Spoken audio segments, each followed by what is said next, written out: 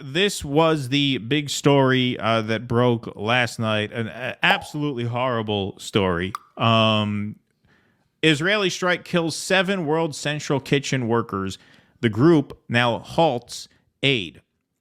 World Central Kitchen said Tuesday that it was immediately halting its operations in Gaza after 7 of its workers were killed in an Israeli strike, which Israel's leader said was unintentional.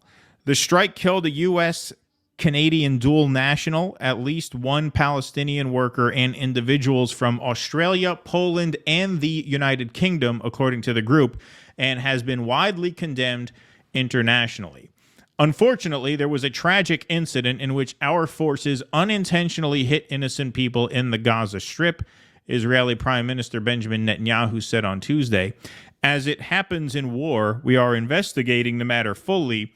We are in contact with the governments, and we will do everything possible to prevent this from happening again. Well, except a ceasefire. Yeah, except a ceasefire. And it's too late, shall we say, because now aid boats are turning around because they can't risk this happening. Which, again, accident, we'll get to that more. World Central Kitchen CEO Aaron Gore described the strike on the convoy as a targeted attack by the IDF and unforgivable. The food aid nonprofit has been prominently involved in Gaza relief efforts and had coordinated its efforts with Israeli authorities. Coordinated its efforts with the IDF. The team was traveling in a deconflicted zone in vehicles that included 2 armored cars branded with the World Central Kitchen logo. Logos where? On the roofs of the cars, because they are concerned about airstrikes. We'll see this in a second.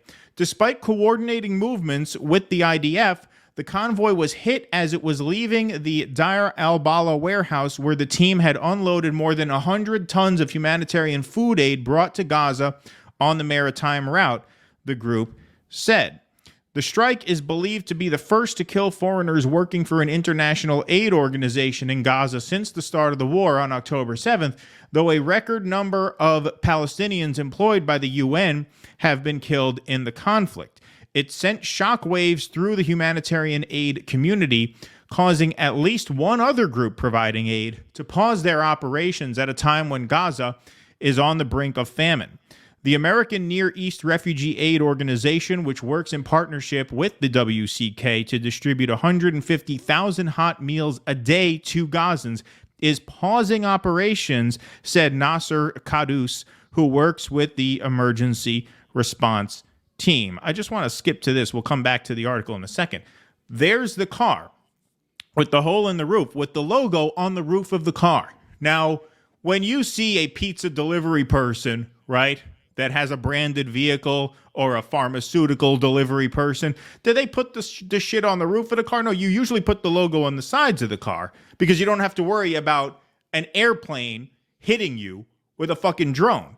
They put them on the roofs of the car so that they are visible from the sky. Yep. So that if somebody is flying a plane and is about to drop a bomb on the car or about to fire on the car, they can see World Central Kitchen. That's the whole point of it being there. And you could see right there a fucking hole right through the logo on the roof.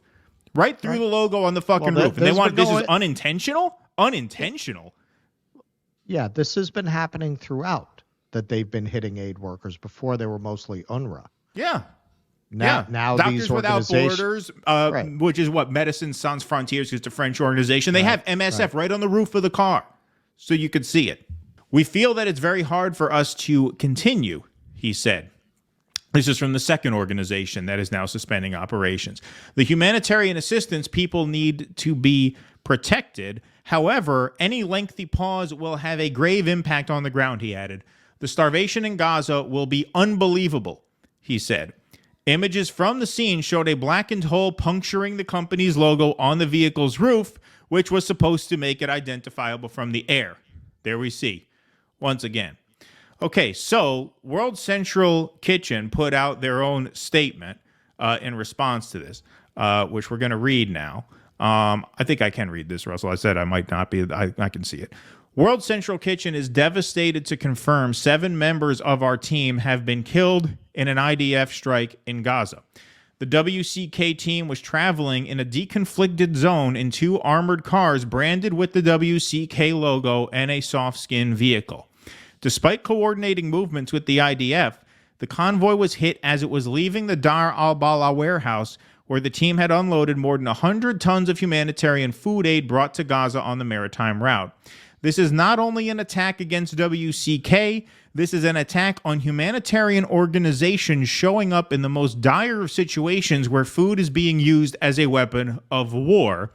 This is unforgivable, said World Central Kitchen CEO Aaron Gore.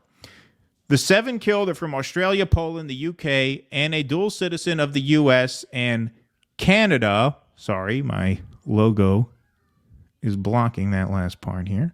My apologies. And Palestine. I am heartbroken and appalled that we, World Central Kitchen, and the world lost beautiful lives today because of a targeted attack by the IDF. The love they had for feeding people, the determination they embodied to show that humanity rises above all, and the impact they made in countless lives will forever be remembered and cherished, said Aaron. The IDF says it is carrying out an in-depth examination, at the highest levels to understand the circumstances of this tragic incident. The circumstances are you fired a hole through the roof of a car with a World Central Kitchen logo on it in what was supposed to be a deconflicted zone. You try fucking explaining that away. That was an accident. World Central Kitchen is pausing our operations immediately in the region. We will be making decisions about the future of our work soon. Zomi and Chef Oli's, I hope I read that right. That's a little small. Last video shows them cooking meals for Gaza's hungry in the WC kitchen. You want to take over? They were killed today by Israeli warplanes in Gaza in disregard of international laws, echoing the daily killings of Palestinian civilians in Gaza over the past 177 days. Yeah. So here is the video of their last day in the field. Both of these workers were killed in this airstrike. Hey, this is Zomi and Chef Olivier. We're at the DueDissidence kitchen, and we've got the mise en place. Tell us a little bit about it, Chef Ollie. This is the mise en place to cook the rice. So we have all the spices for boil the water to be ready for put the boiling water inside the rice. This is the stir fry. We put oil, we stir fry onions. We have the spices, and after stir fry the rice, we add the water. The water is aromatized with these spices, this mix of spices. There is black lemon, there is some chili, there is 7 mix of spices, bay leaves, salt, pepper, and tomato paste. Indeed. So this is the beautiful, fragrant, aromatic rice that will be served today from DueDissidence kitchen. Thank you. Yep. They are no longer with us. Just an unthinkable fucking disgrace. And now we have it today. This video just broke shortly before we went on. This is Sky News reporting that a vessel from Cyprus carrying aid turned around because of this. This is about the killing of 7 aid workers in the Gaza Strip with World Central Kitchen, the charity. We're now hearing from Cyprus that the aid ships that have been travelling from Cyprus into Gaza, of course, this was a big development for those in Gaza that the aid was able to come in that way. Aid ships are now being turned around, still carrying aid. 240 tonnes of undelivered aid is now heading back to Cyprus because of this attack on a car, killing 7 aid workers, because the charity obviously unloading the ship and distributing that aid in Gaza. World Central Kitchen, one of those charities involved, has now suspended its operations because of this apparent Israeli airstrike. We'll bring you more. 240 tons of aid. I did some quick math on my phone. That's 480,000 pounds of aid that's not going to be able to get in now. They've already stopped UNRWA. They're not going to be able to get almost 500,000 pounds of aid in because of this. Now you have aid turning around. So you have starvation. You have famine. You have UNRWA set to go bankrupt in now less than 60 days. You have these other aid groups who are going in, risking their lives, obviously, And they now have to turn around denying aid to the people who are still stuck there where no UNRWA aid is going to be coming in anymore. No UNRWA is going to be able to operate anymore.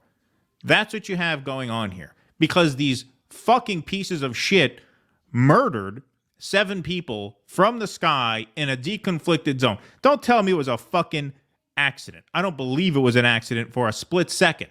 I believe they did this on purpose for this exact reason, because they knew that if they killed a few aid workers, it would scare the other aid workers out of Gaza.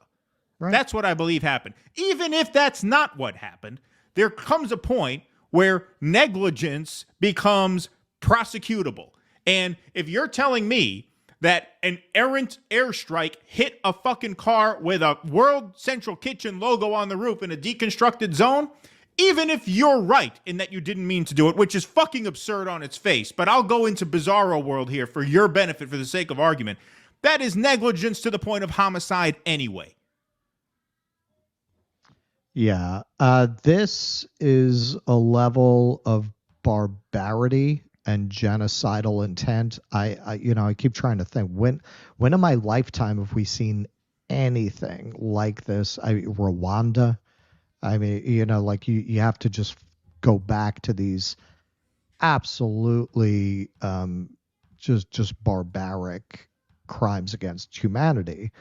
We've never had this so overtly committed by a country that's our ally, that is supposed to be the good guy. And hey, we talk about this a lot with Iraq. We didn't see Iraq. We didn't have social media then. They learned their lesson from Vietnam. They very tightly controlled the images that you got out of Iraq. A lot of horrors occurred amongst that civilian population. But whatever we might think about the Iraq war, and I think, most reasonable people are against it at this point, they didn't have genocidal intent. The civilians were collateral damage as far as our military was concerned.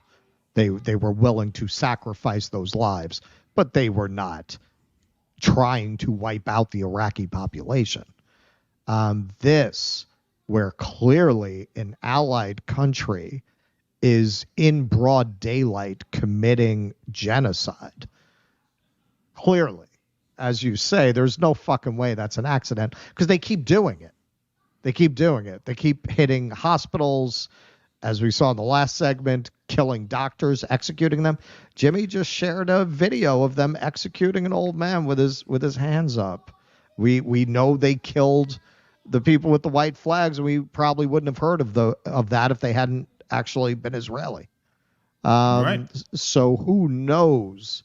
I mean, I think we do know what they're doing there. It is genocide. It is stuff that this is Nazi stuff. This is you want to go back to a real equivalent. It's the Nazis going into these territories and trying to liquidate them for Lebensraum. It is just horrific. It keeps getting worse.